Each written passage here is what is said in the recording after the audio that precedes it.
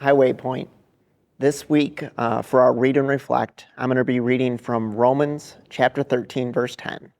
And I'm going to read in the New Living Translation. Love does no wrong to others, so love fulfills the requirements of God's law. I'm going to read that again. Love does no wrong to others, so love fulfills the requirements of God's law. When I read this verse, it seems like there's two different parts to this. You've got the first part, love does no wrong to others, that kind of addresses the characteristic nature of love. And then you have an end here. So, love fulfills the requirements of God's law. It's a conclusory statement. So I'm going to kind of take each of these in part. When we talk about love, what love is, love does no wrongs to others. Unfortunately, wronging others, I think, is a normal part of our human nature, of our sinful nature. We tend to be focused on ourselves. I want what's best for me, not necessarily what's best for others. And as I seek to do what's best for me, I may inadvertently wrong others. And there's times that I intentionally wrong others. Maybe I feel like I've been wronged and I want revenge, or I'm holding a grudge against others. But when we look to what the Bible says, what is love? And when we talk about what love is, a lot of times our mind goes to 1 Corinthians chapter 13, the love chapter. And in that chapter it says, love is patient, love is kind. It does not envy, it does not boast, it is not proud, it does not dishonor others, it is not self-seeking, it is not easily angered, it keeps no record of wrongs. Love does not delight in evil, but rejoices with the truth. It always protects, always trusts, always hopes, always perseveres. Where in that verse does it leave any room for wounding others, for harming others, for doing wrong to others? It doesn't.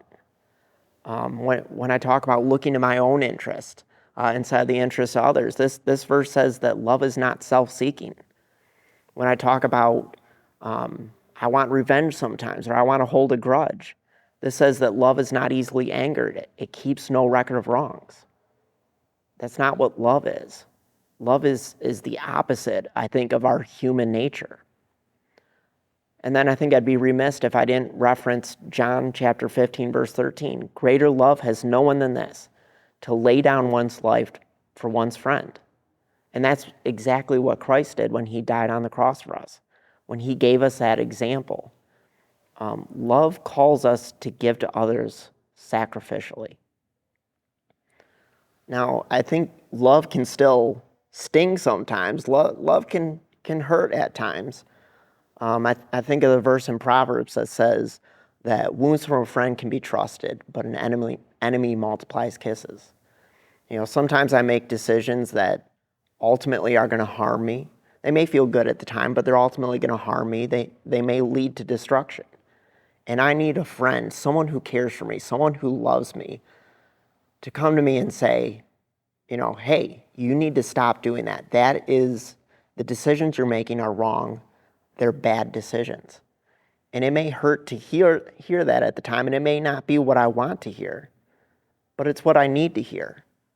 So even though it may sting a little bit, it's not causing harm to me. It's a loving act.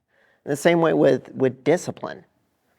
In Hebrews chapter 12, it says that no discipline seems pleasant at the time, but painful.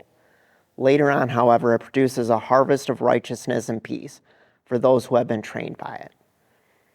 So I think there is a difference between love maybe hurting at times or causing a little bit of a sting and wronging others.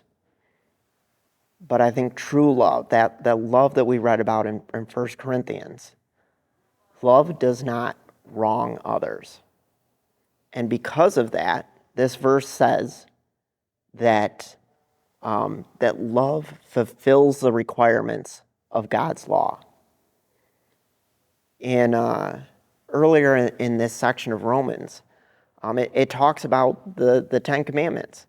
And it says, you shall not commit adultery, you shall not murder, you shall not steal, you shall not covet. Whatever other command there may be are summed up in this one command: love your neighbor as yourself. In the same way, in Matthew chapter 22, it says, love the Lord your God with all your heart and with all your soul and with all your mind.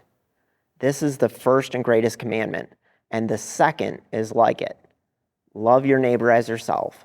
All the law and the prophets hang on these two commandments. So that's what the law is about: love. Love for God and love for others. Love for ourselves is subordinate to that. Above all, love for God and love for others. That's what God demands of us. And so as we go throughout this week, let's strive in our own lives to love God and to love others. Have a great week, Waypoint.